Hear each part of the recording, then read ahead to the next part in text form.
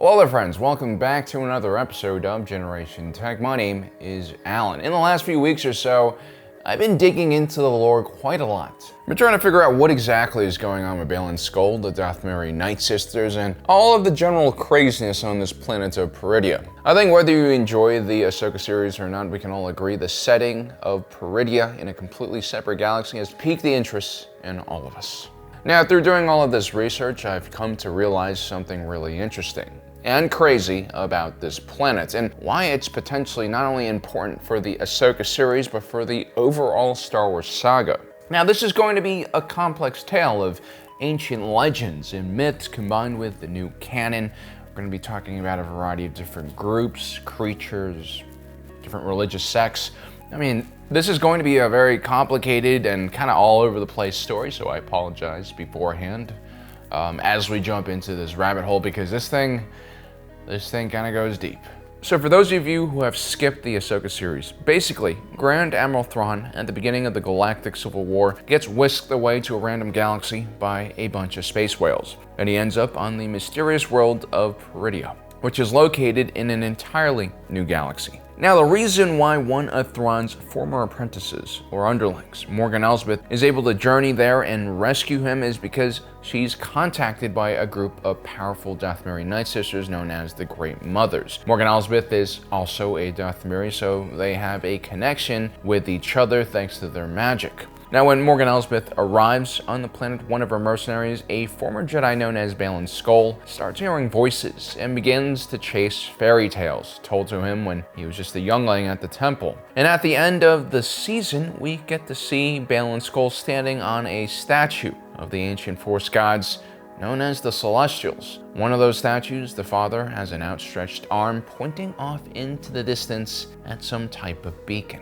So this is kind of mind-blowing to a lot of nerdy Star Wars fans like me, because we're just wondering, like, why are there so many signs of the old galaxy in this new galaxy, and specifically on this planet of Peridea? Like, what exactly is going on, and what is the importance of this world? So after looking really closely at all of the footage, reading as much, background information as I could about the lore, I realized there's about 3 or 4 different entities that have really shaped Peridea and turned it into what we see on screen right now. And I think these entities kind of reveal, I guess, a larger struggle that's been going on this world for tens of thousands of years, perhaps. And all of these groups are going to be really old. They're going to predate even the Jedi Order and the Republic era. So first we have a group known as the Zephonians. If you guys played Jedi Fallen Order, Jedi Survivor, you might remember the Zephonians. They're kind of like this ancient precursor race that honestly is probably going to be familiar for a lot of different fans of science fiction. Mass Effect has the Prometheans, Halo has the Forerunners, and in Star Wars, one of the major precursor races is the Zephonians. So this was a mostly Force-sensitive race, as in most of their members did have some connection to the Force. And actually, they didn't call it the Force. They had a different name for this energy field. They called it the Life Wind. That's what I actually call the after product of what I make after I have Taco Bell. Gotta change your underwear. The Zephonians were a highly advanced species. Despite being a civilization that was tens of thousands of years old, traces of their presence can be found in many places in the galaxy. But like many precursor races, when they reached their zenith in power, they were eventually overwhelmed by their own pride, greed, selfishness, other bad things. That, combined with their Force powers, turned this formerly peaceful civilization into corrupt servants for the dark side. One of the last leaders of the Zephonians before they scattered into the unknown region was a sage known as Kujet. He was a ruthless authoritarian, consumed with only growing his empire and cracking down on those who opposed him. He wanted power and power alone. Now, what's interesting is during the reign of Kujet, the Zephonians actually had a colony on the world of Peridea. As a matter of fact, that fortress the Dathomiri Night Sisters used on the planet was actually a Zephonian fortress first, and you can actually see inscriptions on the wall that speak about Kujet and his supposedly everlasting reign. What were the Zephonians doing here? Well, they were constantly in pursuit of more control over the Force. Like many factions, like the Jedi and the Sith, the Zephonians sought to understand what exactly made the Force tick and where this power actually came from. So I guess the question is, how did the Zephonians know about this planet of Peridea? It's in another galaxy. I mean, how do they know there was Force powers on this planet that they could exploit? Well, that's most likely because they saw another faction of Force users. Actually, they're not really a faction, they're just more like a menace to the hyperspace lanes. Of course, I'm talking about the Perle, the space whales. I mean, these are pretty impressive creatures. They are semi-sentient, they seem to have developed a taste for human flesh and destruction, and more importantly, they have biological hyperdrives in their bodies which allow them to travel from planet to planet. You see, the Perles predate hyperspace lanes and hyperdrives. It's actually said that it's the Perles that inspired humanity to build the first hyperdrives and travel at faster than light speeds. No one really knows how they evolved to be able to use the hyperspace dimension for travel, but I would like to point out they are not the only creatures with a powerful affinity for the Force. There are other creatures, like the Lothwolves on Lothal, for instance. They had the ability to travel long distance through an alternative dimension as well. I think the Force works in mysterious ways, but it seems to have a better connection with more pure creatures, I guess. Or in this case with the Perle, you know, just like animals with simple minds. And I think the Perle are really special creatures with a special connection to the Force, which is why they can do what they can do. And I think that these Perle actually use Force nexuses as kind of beacons to direct their travel. Force nexuses are generally these spots in the galaxy where you have a high concentration of either the light side or dark side of the Force. I believe Peridea is home to one of these Force nexuses, and this is why all of these Perles come to this planet and die. This is why Peridea has a planetary ring, which is made out of completely whale bones. And so there's something about this Force nexus that makes the Perles want to end their life cycle in this system. It's kind of like salmon swimming up a river, you know? And I think the only reason why the Perle would travel out of the Star Wars galaxy and to this point is because of this powerful Force nexus. Otherwise, they would just travel to a closer planet in their own galaxy. And perhaps this powerful Force nexus is what that statue of the Father is pointed to in the distance. Now, speaking about the Father, let's talk about his race, the Celestials. They also predate many other civilizations and were either born godlike or developed a godlike control over the Force and the cosmos. The Celestials had entire species working for them to create massive projects like Centerpoint Station, which was a giant tractor beam. They would actually use this tractor beam to move around black holes to trap the creature known as Abeloth in the deep core in Legends. Now, the Celestials appear also in many parts of the galaxy. We see a mural of them on Lothal, and on Peridea we see 3 statues of the father, brother, and sister. Someone clearly did not like the light side oriented sister. But then again, that dark and light side view of the Force is something kind of created by the Jedi and Sith. Other groups like the Dathomiri Night Sisters simply viewed the Force as an energy field and a tool to be used.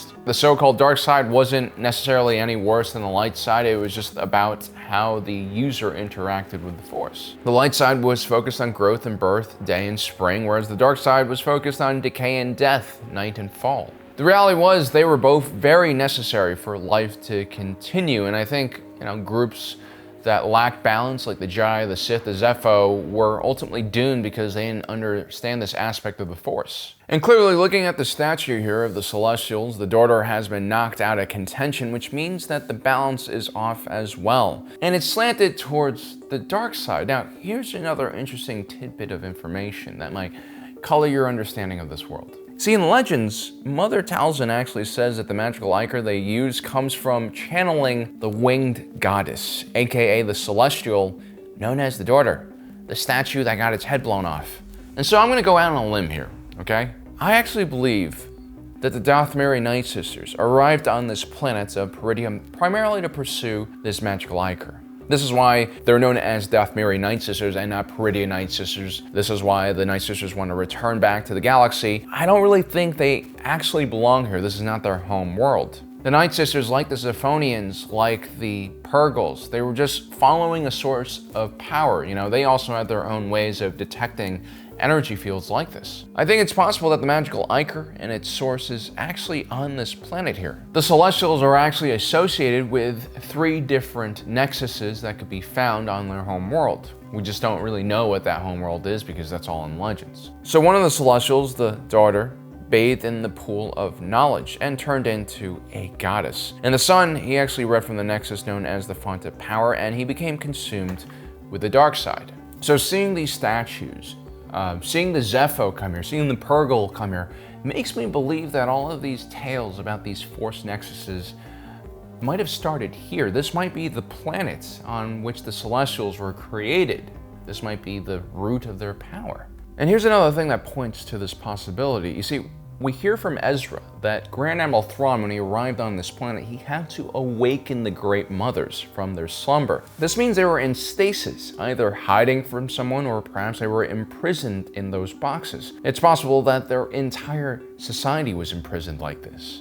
This is why Thrawn is loading all of those caskets into his Star Destroyer. We don't really understand why the Dathomiri Night Sisters did this or what forced them to take such drastic action. But in another scene, Baylan Skoll mentions how the Dathomiri kingdom was now in ruins. He most likely heard about this in the Pathway to Peridea tale he heard as a youngling. So clearly, the Dathomiri Night Sisters suffered some type of cataclysm, and it was bad enough that it makes them want to leave the planet now, but also even the Jedi heard about this tragedy. Previously we talked about how Abeloth might be the mysterious voice calling out for Baylan Skoll here. In Legends, Abeloth was kind of like a siren for all types of Force users. Maybe she's the one who brought the Zepho here. Maybe she's the one who are calling Purgles to basically end their life here. That'd be kind of creepy.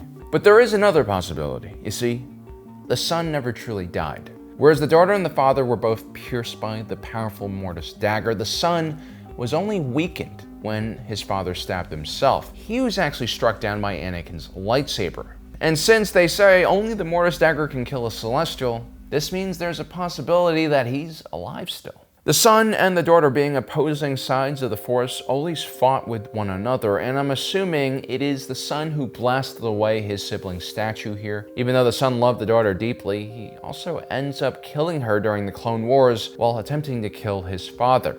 He was always an emotional character and not really in control of his powers. And so if these Night Sisters or Dathomir are channeling the energy of the Winged Goddess or the daughter, don't you think the son would kind of be angry at them and maybe shut down their entire operation or force them into stasis? This might be why the Night Sisters are trying to flee this planet. These are powerful, powerful witches. But yeah, it kind of sucks that we have to wait so long to figure out what's going on Peridea. I mean, we don't even know if there's a second season to Ahsoka.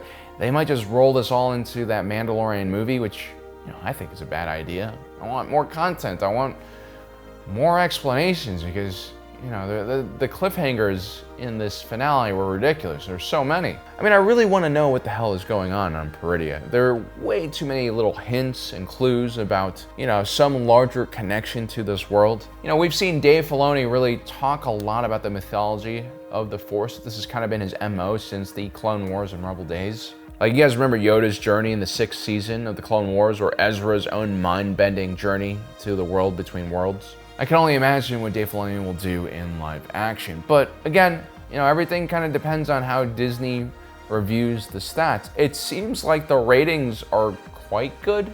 They're a lot better than I thought they would be. Although, Nielsen ratings are kind of not accurate. They don't know how to count these things. And I know a lot of people are streaming their shows. I mean, like, get with the program, Nielsen, in your stupid boxes. Either way, I don't really know if the views were good enough for Disney to renew this show, and I guess we'll find out in the coming days. And they're gonna face a lot of problems, like recasting Baylan Skoll as well. But if they didn't renew this show, I think it'd be kind of a crime. So that is kind of my theory about the world of Peridea. It is a little bit all over the place, but let me know what your thoughts are. Maybe you guys have some differing views or different angles I can learn from. Anyway, don't forget to subscribe, hit that notification button down below so you don't miss out on the rest of our awesome content. As usual, my name is Alan, reminding you that my allegiance is to the Republic, to democracy.